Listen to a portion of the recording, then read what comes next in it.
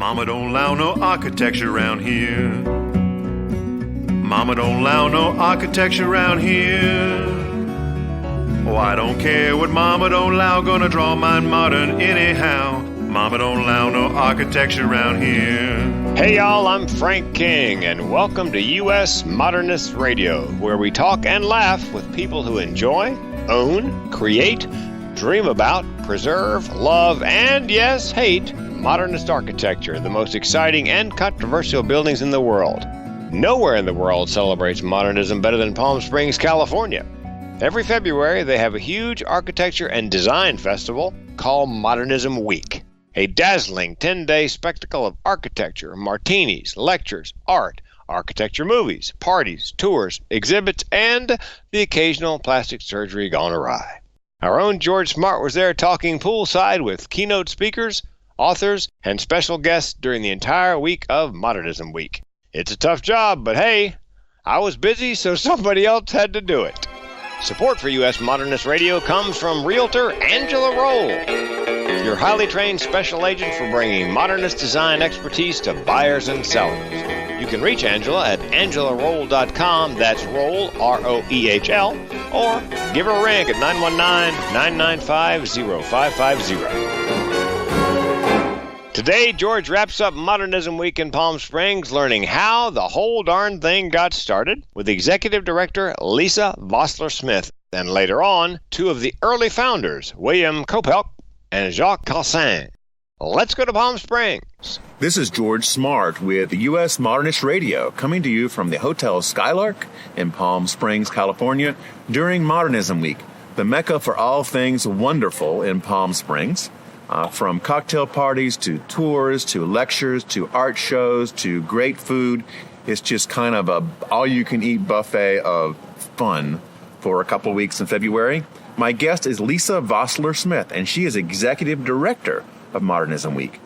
She attended Indio High School down the valley and grew up in La Quinta, where she began her early career training at La Quinta Hotel. After graduating from UC Irvine, she pursued a career in special events management. She and her husband, Philip Smith, enjoy their life in the desert. She is the winner of the WLF Desert Visionary Award, along with her mother, Judy, at the WLF Women Who Rule Luncheon. That sounds like a fun luncheon to go to. So thanks for coming. Thank you, George. I'm really pleased to be here with you. Modernism Week has grown from a regional event to this really world-shaking phenomenon now, Lisa. I mean, what's caused all this excitement? Thank you. We have a wonderful architectural community here in the Palm Springs area, and that's really how it started 13 years ago. We had a small group of mid-century modern architecture enthusiasts, buffs, collectors that really created a common synergy, and we started having some events together and some home tours, and it was really a grassroots, very organic beginning. And what started out as a little 3-day weekend event that was centered around the Palm Springs Modernism Show and Sale, which had occurred 5 years prior to us and was continuing, we had this great group of like-minded people that were coming into town for the show, and it was just a great time to show them the wonderful archive of mid-century modern architecture here in Palm Springs. So that little 3-day weekend event slowly grew into 2 weekends, then the week spanning between, and now we run a full 11 days, and we're expecting close to 100,000 attendees this year. Wow. This is no small feat because you literally sponsor or enable hundreds of events up and down the valley. Yes, more than 350 across that 11-day period. And what are some of the different categories of things? I mentioned a few earlier, but Sure. I'm sure I'm missing some. Me too, but let me think. So we have a wonderful lecture and film series, tours that are comprised of double-decker bus tours, walking tours, interior and bicycle tours, I think. Bicycle tours, interior and exterior home tours, certainly cocktail parties every night, sometimes 2 or 3 parties a night. And, one of the other wonderful things that we do are a number of free events where we invite the community and visitors to come out and experience different aspects of Modernism Week at no charge. This year, you've gotten involved with a couple of very special events, addition to the Palm Springs Walk of Stars Yes. for two people. Tell us about those two honored. Well, every year, it's funny, it's our little Hollywood. We've got beautiful granite stars placed in the sidewalk as you walk along Palm Canyon Drive, which is our main drag here in town. And for the last about 8 years, Modernism Week has been placing stars and having dedication ceremonies for our desert modernist architects and some of those humanitarians involved in our architectural community right in front of the Palm Springs Art Museum's Architecture and Design Center. So as you go by the Architecture and Design Center, you see these beautiful stars in the sidewalk and recognize that these are architects, which is different than many of the celebrities or other notable, civic leaders that have been honored on this Walk of Stars. So the Palm Springs Walk of Stars ceremony is something that we do to kick off Modernism Week on that first Friday. So that was last Friday. And then just yesterday, we had a second star dedication. The first one this week, last Friday, was for Paul R. Williams, who is a very notable architect both in Los Angeles and throughout Southern California. But here in Palm Springs, he's probably best known for the Town and Country Center, which is a building that's currently under review and potential restoration, which we're thrilled about. Paul R. Williams is special in our community, not only because of the projects that he worked on, including Lucille and Desi Arnaz's home, which unfortunately no longer is still standing, but also because he is FAIA and was really the first African-American architect to be not only honored at such a high level by the American Institute of Architects, but also, recognized as one of the leaders in modernist architecture in Southern California in an era, in the late 30s, 40s, and 50s when there weren't many African-American architects. So we're so proud to honor his legacy and, of course, his wonderful family that's been supportive of this effort. Then to just carry on to our star dedication yesterday, we had the wonderful tribute for a beautiful woman named Nelda Linsk, who fortunately is still a Palm Springs resident and was able to join us, which is always terrific when they're able to be there. And Nelda is known here locally for many things. She's a wonderful humanitarian and philanthropist involved with many charity organizations, but she's probably most well known throughout the world as the beautiful woman in yellow in the famous Poolside Gossip photograph by Slim Aarons. And that photo, which was taken in 1970, really embodies the Palm Springs lifestyle of these two glamorous women sitting poolside, having a chit-chat with a girlfriend, walking down the side of the pool. And Nelda, really is recognized here as one of our Palm Springs icons, but we know that she's recognized throughout the world as, the Lady of Palm Springs. And she was the owner of the Kaufman House, of course, which is the other reason that photo is so famous. It has the beautiful Richard Neutro structure in the background as well. Was Barry Manilow before or after Nelda as far as ownership of Barry the house? Manilow owned the house after Nelda Linsk, and she and her husband Joe lived there for several years, but then it's had several owners since then. I understand Barry was not the most gifted as far as fixing up the house while he was there. Well, I'm a huge Barry Manilow fan, so I have to admit he may not be a modernist. Yes. I think he had his own style that was reflected in the home. But now the house has been meticulously restored. Yes. And is in really excellent shape. Yes, it is. And it's, it's really one of the things that kind of put Palm Springs back on the map in terms of mid-century modern architecture and design.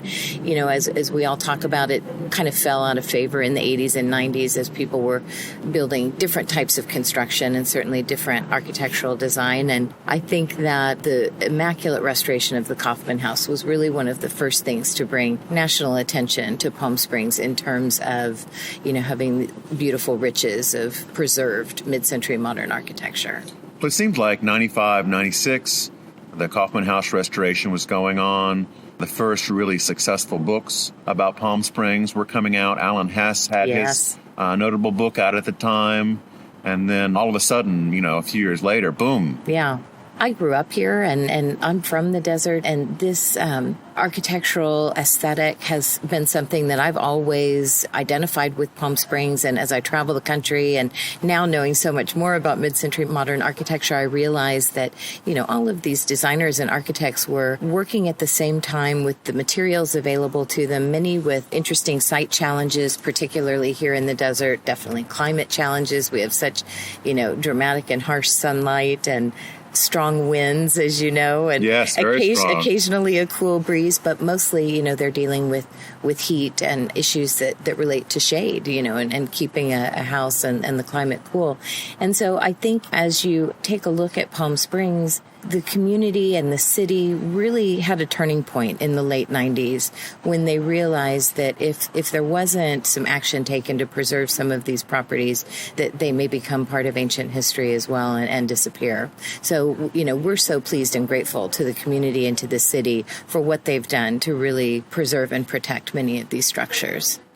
Are there any notable residences now that are in danger that we should be alerted to? Boy, that's a great question. And we have two groups here that work year-round very hard to identify these properties and work with our Historic Site Preservation Board within the city, and when it's applicable to nominate them for Class 1 historic categorization as well.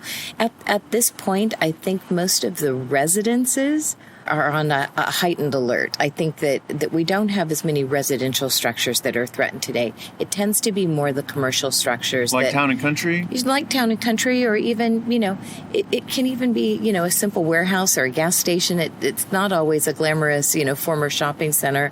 But I think that developers, as they start to work in the Palm Springs area, are certainly aware that there are groups, observing, watching, documenting, how the development process goes with many of these buildings. And mostly what we're trying to ensure is at least sensitive restoration, at the very least.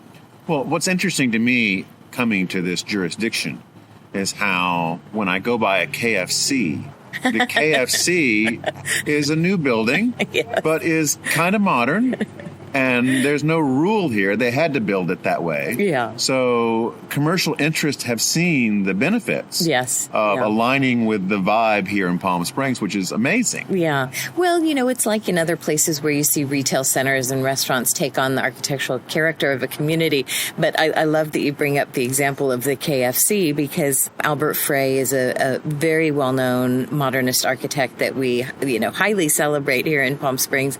But our little inside joke in the modern community here is that the KFC is actually called the Fry House. Oh. So we have the Frey House and we have the Fry House, because you're right, it's built of many of the same materials, concrete, steel, glass. It has a beautiful hyperbolic paraboloid roof, which for a fast food restaurant is really pretty exotic. But I have to tell you, that building was a little controversial when it popped up. Yeah, because even though it may fit with its surroundings, I think, people question the authenticity. And while it's an interesting structure, to look at from the outside, I think that there was really, a little bit of question about, do we want our fast food restaurants also reflecting this architectural character? An interesting note about that is now years past, that building's probably been there close to 10 or 12 years by now. Now it's almost a landmark building because it's in a popular corner in town. And so people say, turn left at the KFC or turn left at the Fry House, and I think it's now been kind of adopted into our neighborhoods. I think people would be more upset if they just built their traditional KFC box with no regard. It certainly wouldn't fit in downtown Palm Springs. You're right about that. It's like having the old-style McDonald's with the golden arches. Yes, I can't imagine that in our town either. So I understand that you have a very good memory for song lyrics. Oh, my goodness. How did that come about? Oh, my gosh, I wonder who told you that. It is my one gift, George. I'll tell you, we all have something special. I think I listened to a lot of records and radio as a kid. I mean, I grew up in the 70s, and I had a record player really early on, and certainly used to sing in front of the mirror into my hairbrush, and I don't know what it is. I wish I could remember more important information, more important facts, but I've pretty well got that era of, 1970 to 1988 pretty nailed down. So how does this come up in day-to-day life? I mean, how do you trigger this portion of your brain? Well, it's often just a humorous point in our household, because some song will come on that I haven't heard in 20 years. And believe it or not, I know every word to it, just like I, was listening to it yesterday. But it did finally pay off when I was recently on a cruise with my parents and my husband. Trivia contest? Yes, and the trivia contest, tea time trivia, right? And so we had a wonderful cruise director, and we played Name That Tune every afternoon. And there was really only one other family competing against us, but I'm telling you what, we killed it. We had stacks of play money by the time that game was over. And Name That Tune is different than Finish the Lyrics, And I find myself, chasing through the lyrics to get to the name of the song, in the middle of it. We all do that. It's right on the tip of our tongue. But that's one of my little secret pastimes. What are some of your most favorite obscure songs from the 70s? Ooh, boy. I have such a wide interest in music. So everything from jazz to classic rock and roll. I have to say, I'm a big Led Zeppelin fan, believe it or not. Yeah. And I find some of their lyrics pretty complicated and a little bit challenging. I think they found them complicated too, given the state they were in during composition. But if I find myself playing carpool karaoke, when it comes down to it, I really love R&B and soul. And so I love listening to James Brown and, Aretha Franklin and a lot of the 50s and 60s soul music. So, without spending any more time really thinking about it, I think some of the, the craziest song lyrics are the ones that tell a story. Yeah. And I think that's how I end up remembering them, is because I remember the story even more than the words that they're saying. So, do you recall Treat Her Like a Lady? Oh, sure. Can you sing a few bars of that? No, this is the downside, is I can't sing, so fortunately I ride around in my car alone a lot, and I sing, at the top of my lungs like most of us, but I don't want to upset your listeners. Oh, okay. Now, I'll throw another one out at you. Do you remember any of the lyrics? You can just speak them. Okay. From Desiderata? Ooh, I think you got me. I don't know that one. Also, You Are a Child of the Universe? No. Oh, did I stump the band? You did. Oh, You Are a Child of the Universe. This was a song that came out in the late 70s. Yeah? It was supposedly a poem that had been set to music. And it was this kind of new age themed song that's called You Are a Child of the Universe, no more than the trees and the stars. You have a right to be here, and whether or not it is clear to you, no doubt the universe is unfolding as it should. Ever heard that? No. Well, you got to go look that up. I know. It must have not had a lot of mainstream airplay. It had tons of mainstream airplay. No kidding? Oh, my God. It reached the top 20, and it was vastly ridiculed because of its new age theme. The TV networks at the time made a whole lot of fun of it. But when I read that you were into obscure songs, I dug a little bit to try to find one. Oh, I love that. So you'll have to look that up. I love that. It's a catchy tune, actually. Yeah, it is. I'm going to Shazam it as soon as we get out of here. Well, thanks so much for stopping by. Oh, George, my pleasure. You guys do a great job. I've been to events like this all over the country, and by far, you guys are the most organized, and you're on point all the time. You pull off amazing events of really incredible complexity. Thank you, George. Well, we're so pleased you could be here, and I'd be remiss if I didn't thank the number of volunteers and board members and community leaders and sponsors and partners that help us do that. All right. Well, you take care. Have a great rest of the week. Thank you. Stay with us. There's more to come from US Modernist Radio at Modernism Week.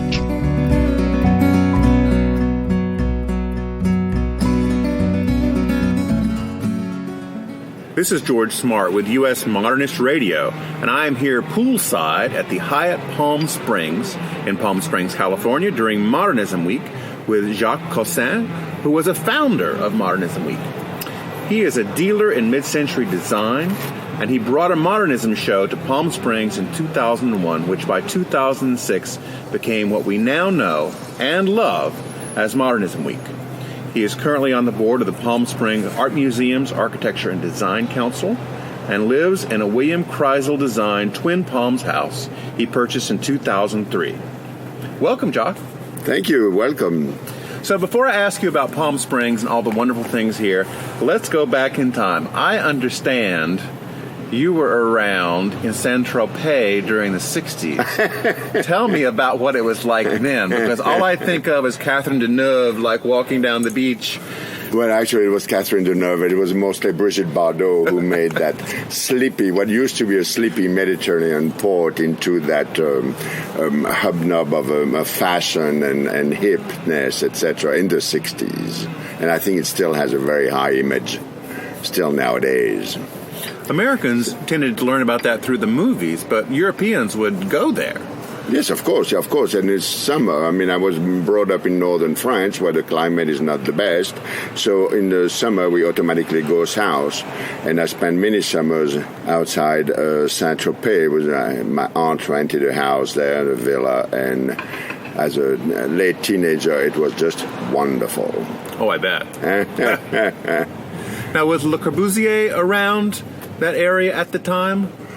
Yeah, of course, he was very well known already by the late 60s, undeniably. But there was nothing that I remember in Saint-Tropez itself. There was no major contemporary architect that did anything in that town, if I can remember, because it was not the style. Saint-Tropez was, the port. I mean, you wanted the Mediterranean seaside aspect more than the highly contemporary, like the villa, the Island Grey house. Right. I mean, there are definitely a few of those on the coast, on the Riviera. So the movies about Saint-Tropez paint a picture very much like mid-century Palm Springs. Glamorous beaching during the day, and then a little drinking about 4 to 6 o'clock, and then more glamorous evenings in tuxedos and evening gowns. Was it that way, or? Yes. Do you have a problem with that? No, not at all. I've got my tux ready to go. We enjoyed it. Yes, of course. It's a resort. It's resort lifestyle. I mean, It's all about relaxing, having a good time. So, and back then, when you're in a resort that's a bit trendier, of course, you get a slightly different crowd as well. Now, was Saint-Tropez near Nice and Monaco? Yeah, it's closer to Nice than Monaco. Monaco is near the border, but it's close to Toulon. So you could go down the road and gamble a little bit in Monaco if you wanted. Oh, yes, absolutely, if you had that urge. But I was 18. Gambling was not on my radar.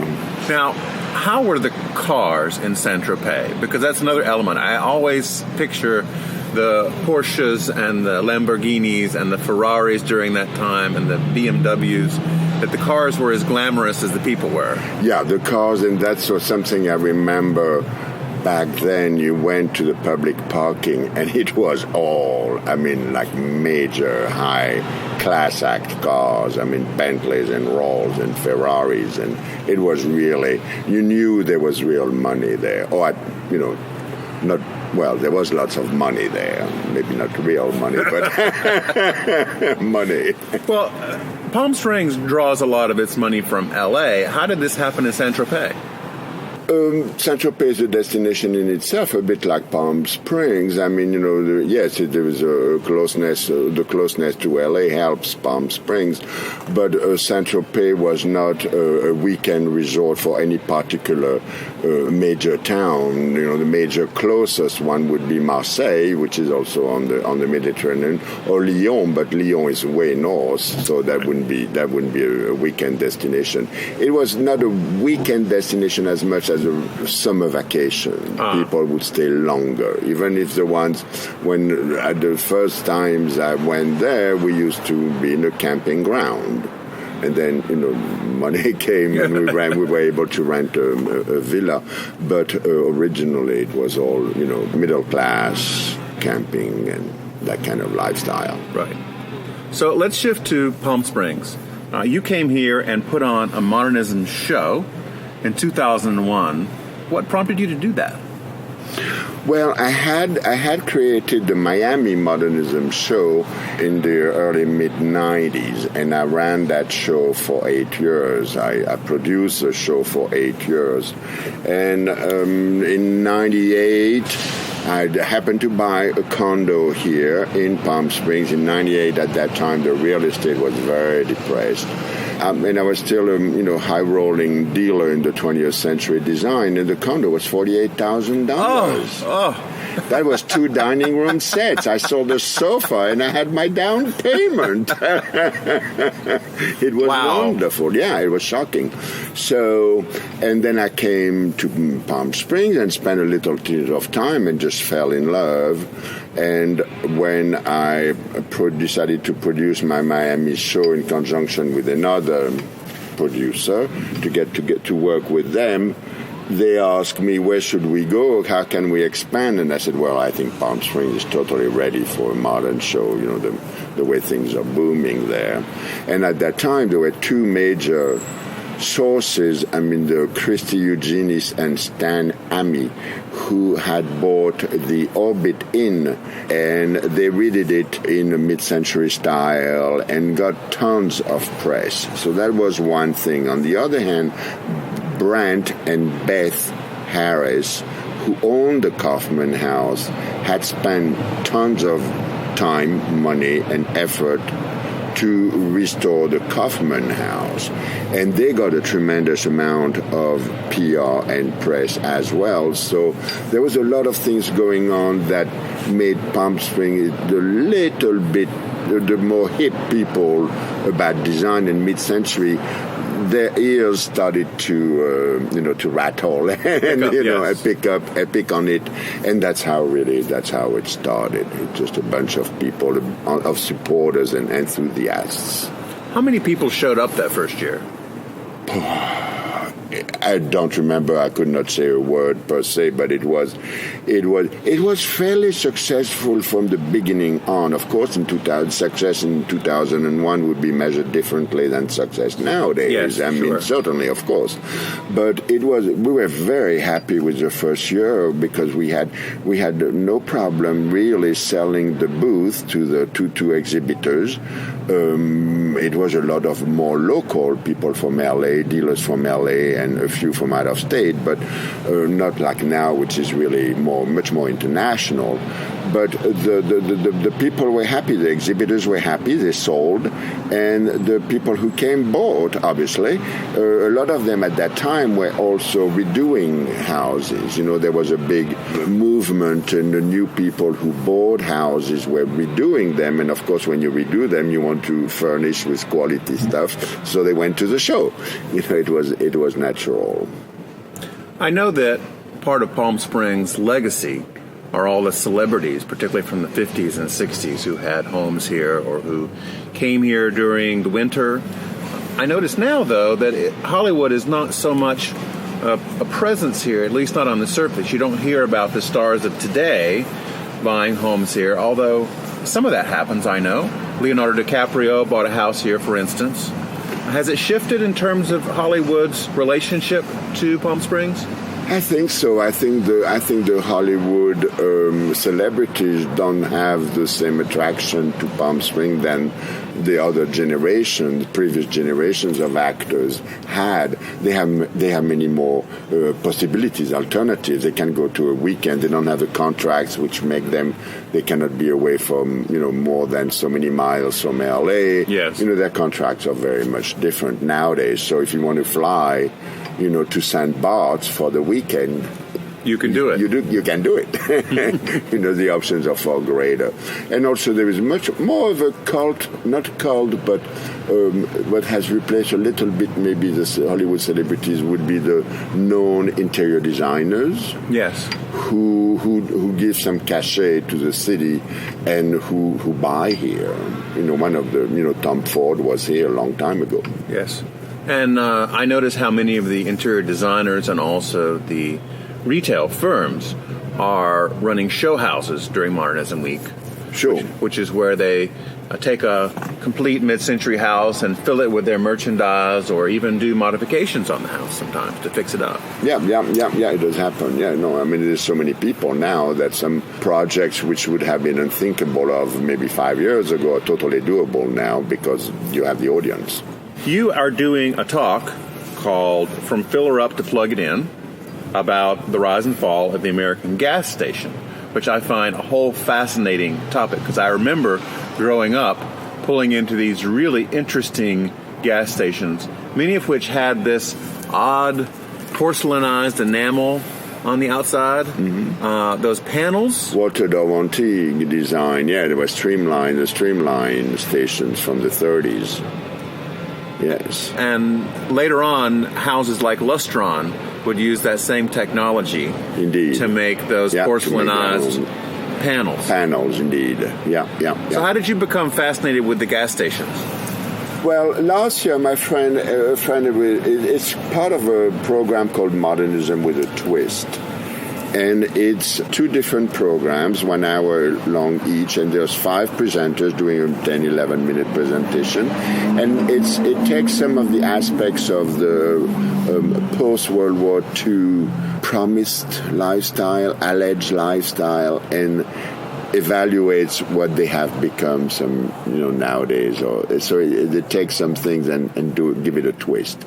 So ours is a gas station, the history of gas stations, because now, people are plugging in. They're not filling in, they're plugging. So there's over 100,000 gas stations. Are they going to survive? Are they going to be, eventually disappear? So it was an interesting topic that, interested us. Last year we had done one about cars and architecture, when car advertisers were using contemporary architecture as a background for their automobiles. Sure. And I remember that some of those gas stations had significant artistic components, almost sculptures for the building itself or for decoration, or the giant shell that was on top of some of the buildings for the shell company. Sure. And Raymond Loewy was very influential in that. I mean, he designed both the Exxon logo and the Shell logo that we still use nowadays. So he was very prominent in that. I remember when Esso became Exxon, 1966. I remember in my neighborhood in France, and I said, "Oh my God, why?" And it was so bizarre. I wondered that too. Yeah. When they changed the name. Actually, do you know Esso, which was before Exxon? Do you know where that name come from? No. It's a pronunciation of Standard Oil, S-O. Oh. Yes. Wow. Isn't it? I found that out. It was amazing. When Standard Oil, when the trust was broken up after the regulations, so Standard Oil created 24 companies, and they had to come up with 24 names, and one of them was Esso. And Esso is still around, I think, like in Canada? Yeah, in Europe as Esso, yes, that same name. So you mentioned Raymond Loewy. Tell our listeners a bit about this fascinating man. Well, he was really, I'm doing a lecture actually during Modernism Week on him. He was really fascinating. I mean, he was born in the 19th century, 1893 to be exact. He designed, in my view, the 20th century, and his legacy is totally du jour in the 21st century. I mean, his influence, all of us, since the day we were born, each of us was born, we have been exposed to his designs, several times a day, different products. It's amazing. And he was multi-talented. He was a product designer. He was a graphic designer. He was an architect. A store designer. Yes, indeed. Yeah, totally multi-talented. And at some point, he had he employed over 140, draftsmen, architects, and designers. Some of the most fabulous houses here in Palm Springs were designed by Raymond Loewy. No. He was his own house. It's very interesting because, he was French, so he had a huge ego. Oh, not that the French have huge egos. Oh, no. But he had his house here. He built his house here. And when you read his biography, his autobiography, you think he's the one who designed it. But in fact, it was really Albert Frey, the modernist architect, who designed it. So I believe that the two of them worked together to build his house. But that was the only house that involved Raymond Loewy here in town. All right. Yeah. his own. And Louis was involved as the interior designer, I guess, for some other houses? Yeah. And he did that. He did a lot of store designs. I mean, also he had a big, one of the major branches of his business was store design. And he did here the J.W. Robinson store, where the architect was William Pereira and Associates, and he did the interior of the store the same way they had done the interior of the J.W. Robinson store in Beverly Hills. As you look at Modernism Week and its evolution over time, what's the future for this? How is Modernism Week going to evolve in this age of social media and changing consumer patterns and Hollywood going to St. Bart's instead of coming out here? I cannot answer for sure, but it would seem to me that there will always be people with interest in architecture. It's this form of tourism. You learn something. You come here, you're going to be in a resort, you're going to be on the sun and, sipping a cocktail at the pool by 4 o'clock, but you will enjoy that cocktail much more because you will have learned a couple of things that day from, coming here to Modernism Week, whether it's at a lecture or at a tour or something. So it's the full experience. Yeah, and there's so many things to do, are varied. I mean, you just, I'm on the other side, so it's hard for me to evaluate. Right. But, I mean, it's staggering, and the mere fact that it's increasing like that and becoming so much popular is an indication that right now I don't see any trouble for the development of the event. Actually, 2 days from now, I am meeting a group of French architects who came here, especially 20 architects who came specially to Palm Springs for Modernism Week. Oh, wonderful. Yes, from France. It's amazing. Modernism Week seems like such a huge undertaking when you look at the list of events, the films, the lectures, the openings, the galleries, the parties. What kind of infrastructure does it take in terms of time and staff and people to put this together every year? Well, frankly, George, I've been retired now for a couple of years from the organization, so I can remember when we started the Modernism, before it even became a non-profit organization, when it was just a committee running the event. We borrowed $2,500 from each of the preservation organizations here and from the Architecture Design Council, so we could afford a website. Wow. So 7 years later, when I left the chairmanship, our budget had just reached $1 million. So I assume now, but now, as you increase, you also have increased expenses. Yeah. You have to have a payroll. You have an executive director. A CEO. Staff. I mean, as opposed to volunteers. Well, Jacques, thank you so much for stopping by and chatting with me. It's been a real pleasure. My pleasure, George. Thank All right. you.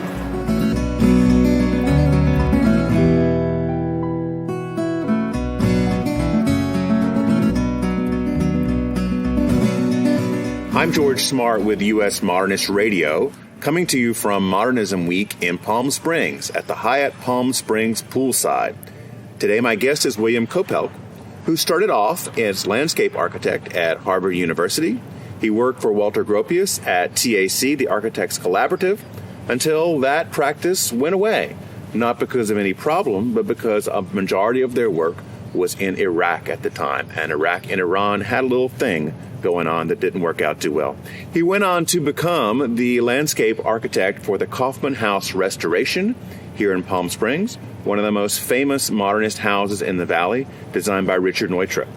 He was president of the Palm Springs Preservation Foundation for 9 years and was one of the founders of Modernism Week, of which he was president 3 years and chair this year. Welcome, William. Thank you. So tell me a little bit about the origins of Modernism Week. We had Jacques on earlier, and he was involved in that, and I want to hear, like all the other folks, along with you and Jacques, that were involved in the early days. Well, it actually originated as a weekend event that Palm Springs Preservation Foundation did, and actually Jacques came along later. Everyone else came along later. He was part of the committee of 11 or 13.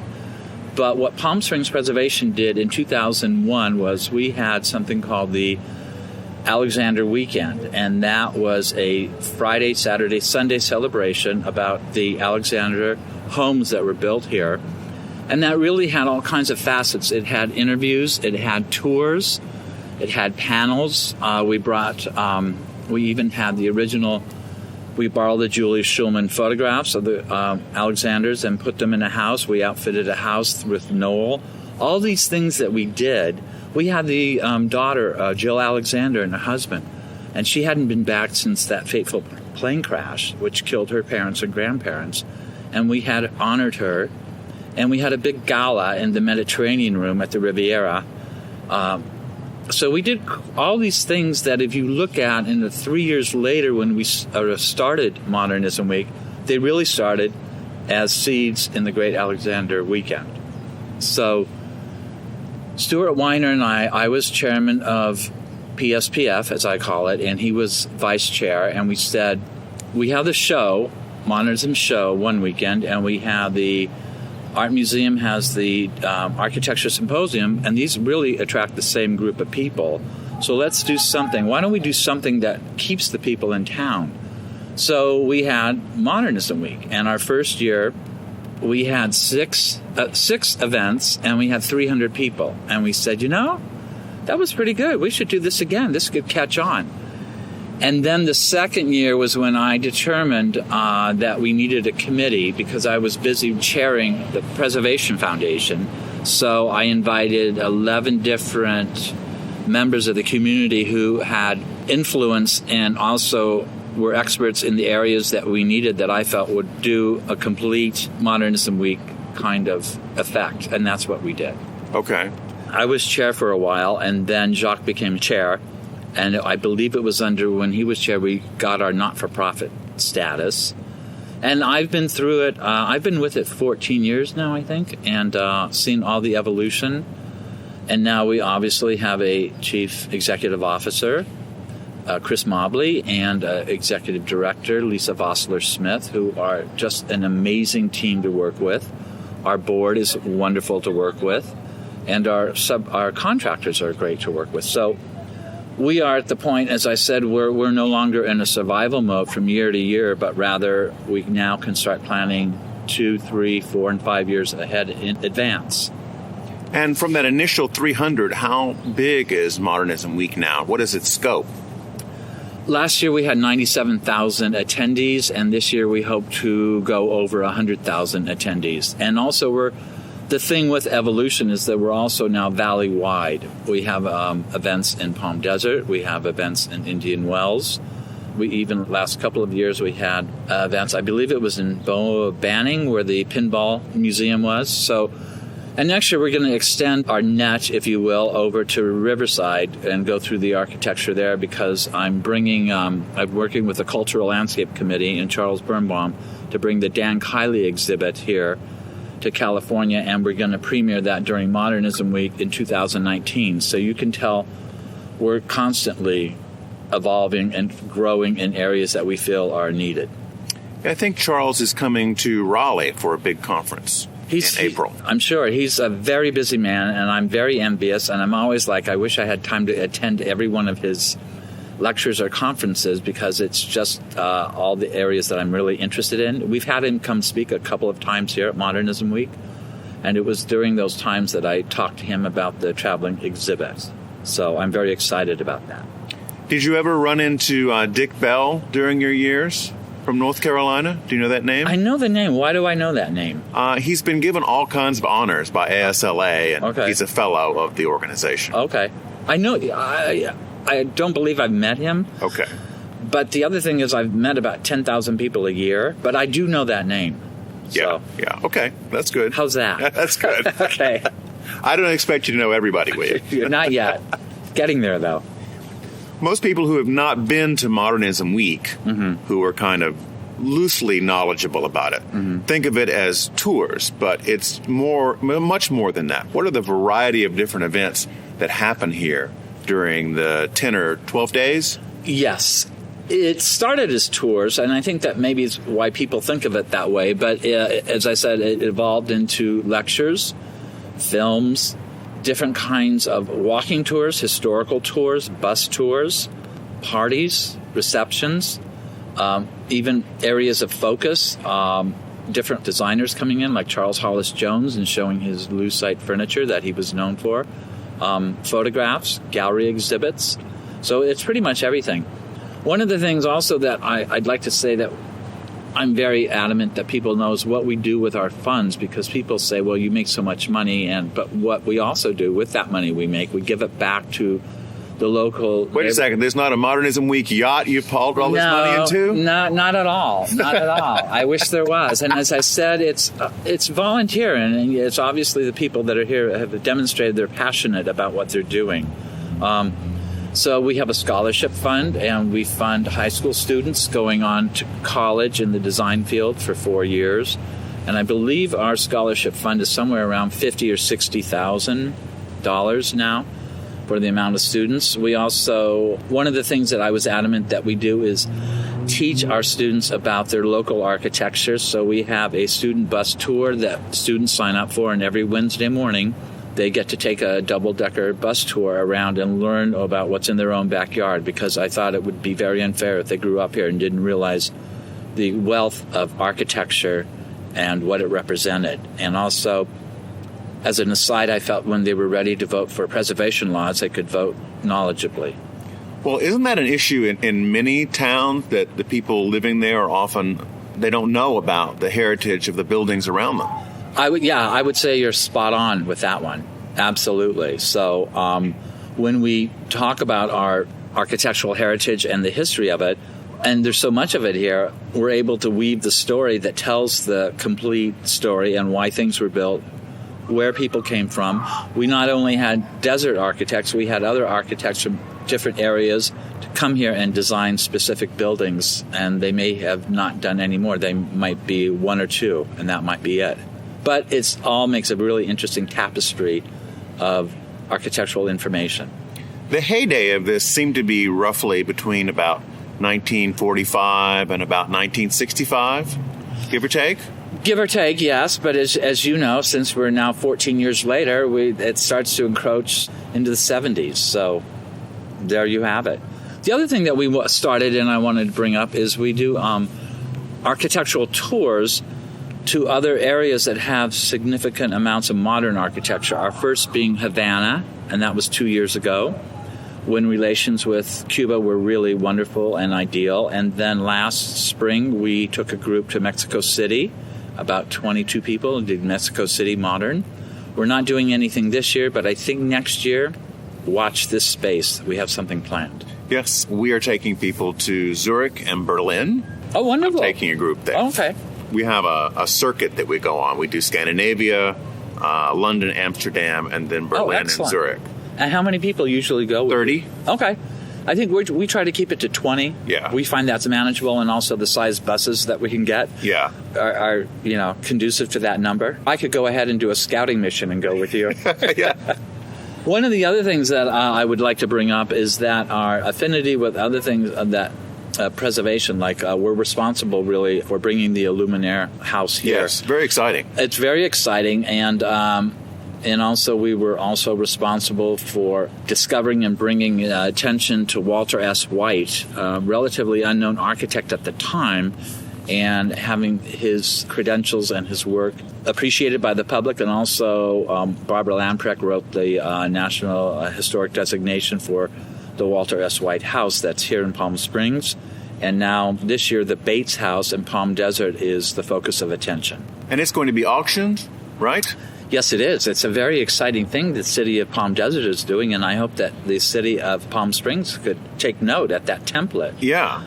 Yeah, they're raising money through lectures and tours, and then they're going to auction it off because it obviously needs restoration work, and then that amount of money that it's been raised will be given to the person who purchases the home towards the restoration. And the estimated dollar amount that they think they'll raise is somewhere about $50,000. Okay. So as you could tell, that's a significant amount, especially when you're doing restoration.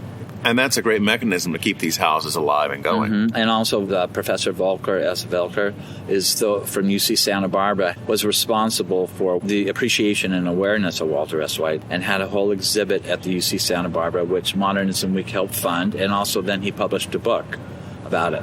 So as you see, we developed, and the way we raised money really was one of the homeowners here allowed Modernism Week to give home tours, and all that money then was directed towards the UC Santa Barbara exhibit and the publication of the book.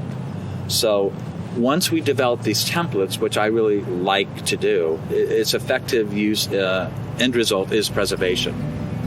Well, William, thank you so much for dropping in and spending some time with me, and I'm looking forward to seeing you around Preservation Week. All right, that sounds good.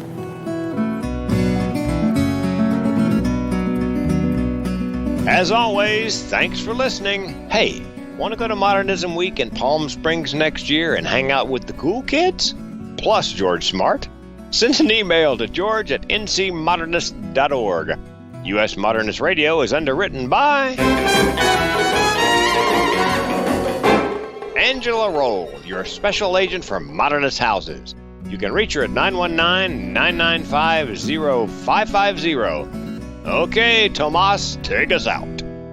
Visit USModernist.org to listen to previous shows and discover our massive mid-century modernist archives. US Modernist Radio is produced by Soundtracks Recording Studios in Raleigh, North Carolina. Our theme song was performed by George Smart and Robinson Earl. Cindy Stratton, not a real name, researches guests from a secret underground bunker very close to Whole Foods. U.S. Modernist Radio is a production of Triangle Modernist Archive, a nonprofit educational organization for the documentation, preservation, and promotion of modernist residential design. I'm Tom Guile. Stay tuned for more shows from Modernism Week on U.S. Modernist Radio.